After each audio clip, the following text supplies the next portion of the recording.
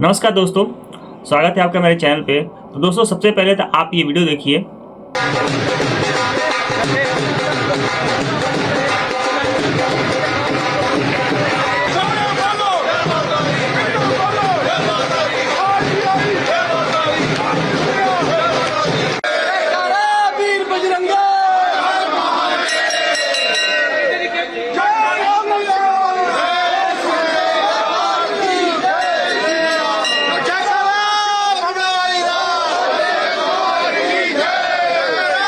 आपने इस वीडियो में देखा कि कुछ हिंदू संगठनों के लोग हमारे खुशियां मना रहे हैं और जानते हैं खुशी क्यों है। क्योंकि एक माता वैष्णो देवी के नाम से एक कॉलेज था जम्मू में, उसकी मान्यता रद्द कर दी गई है। इसके मान्यता के रद्द होने के कारण मुख्य कारण ये था कि इस कॉलेज में टोटल 50 सीटों में से लगभग 40 सीटों पर मुस्लिम समुदाय के छात्रों का प्रवेश हुआ था इस साल, यानी 24-25 के लिए। अब उन्हीं के लिए वहाँ के कुछ हिंदू संगठन जो है इस कॉलेज के विरोध में खड़े हो गए कि यह कॉलेज माता वैष्णो देवी के दान अंश से चलता है, तो इसमें अधिक से अधिक हिंदू छात्र पढ़ने चाहिए, लेकिन यहाँ मुस्लिम छात्रों को शामिल किया गया, यानी प्रवेश दिया गया है। हालांकि आप जानते हो कि हमारे भारत देश में मेडिकल की पढ़ाई करने के लिए नीट क्वालिफाई करना पड़ता है। तो इसमें जो भी छात्र एडमिशन लिए हैं MBBS के लिए, वो नीट क्वालिफाई करके ही आए थे।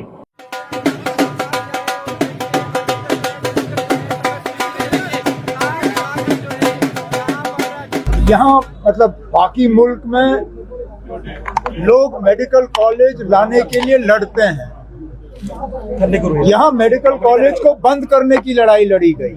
बताना चाहता हूँ कि जम्मू में जो है लगभग 84% के आसपास आपके हिंदू रहते हैं और 6 से 7% आपके मुस्लिम रहते हैं। वहीं टोटल जम्मू और कश्मीर मिला के हम लोग देखें तो 68% जो होते हैं मुस्लिम रहते हैं, बाकी अन्य समुदाय उसमें हिंदू भी शामिल है। मान्यता रद्द होने को लेकर के उमर अब्दुल्ला यानी कि वहाँ के जो मुख्यमंत्री हैं, उन्होंने भी एक बयान दिया है, आप उसको देख सकते हैं। You have a medical college that is part of the Mata Vaishno Devi University. Mata Vaishno Devi University. Now, admission to that medical college is simply on the basis of the NEET exam. Yes. There is no other way to get admission. Now, out of 50 students, 40 plus turned out to be Muslims, one Sardar, and I think 6 or 7 Hindus. The BJP were up in arms that ये माता का पैसा है, इन लोगों पे क्यों लगेगा? Now, if you're going to now start deciding medical college seats admissions on the basis of religion, and it's not a minority institution. it's not. If they had taken minority status, nobody would have questioned this. But they didn't. They signed on to the NEET exam. These children qualified on the basis of their merit. But you want their seats to be decided on religious grounds. I mean, look at the storm yesterday or day before yesterday on the composition of the football team for the Santosh Trophy. Because the majority of the players selected for it happen to be Kashmiri Muslims.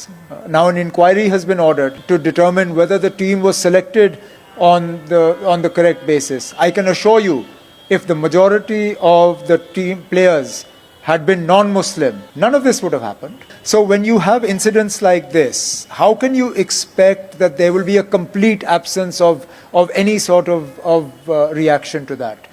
There is a reaction, and that reaction manifests itself in an element of radicalization amongst the section of the population. हालांकि मैं ये video उसके support में ना बना रहा हूँ ना इसके विरोध में, लेकिन ये आपकी जानकारी के लिए है कि आप इसको जानें कि अगर किसी कॉलेज में मुस्लिम समुदाय की संख्या अधिक हो जाती है तो हो सकता है कि उस कॉलेज की मान्यता रद्द कर दी जाए। अगर ऐसे ही चलता रहा कि किसी कॉलेज स्कूल में अगर जाति समुदाय को देख करके छात्रों को पढ़ाने लग जाए तो हमारे देश के बहुत सारे स्कूल तो ऐसे बंद हो जाएंगे।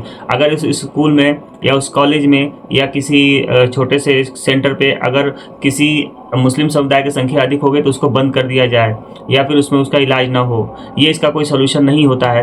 अब उन छात्रों का क्या होगा जिन्होंने नीट क्वालिफाई करके एडमिशन लिया था वहाँ, या फिर उन 50 स्टूडेंट जिनकी 50 सीटें थी टोटल, उसमें से 40 बच्चे मुस्लिम छात्र थे, ठीक है। उसके अलावा वो कॉलेज बंद हो गया तो उस कॉलेज के पिछले छात्र थे उनका क्या होगा, क्योंकि वो कॉलेज तो बंद हो गया।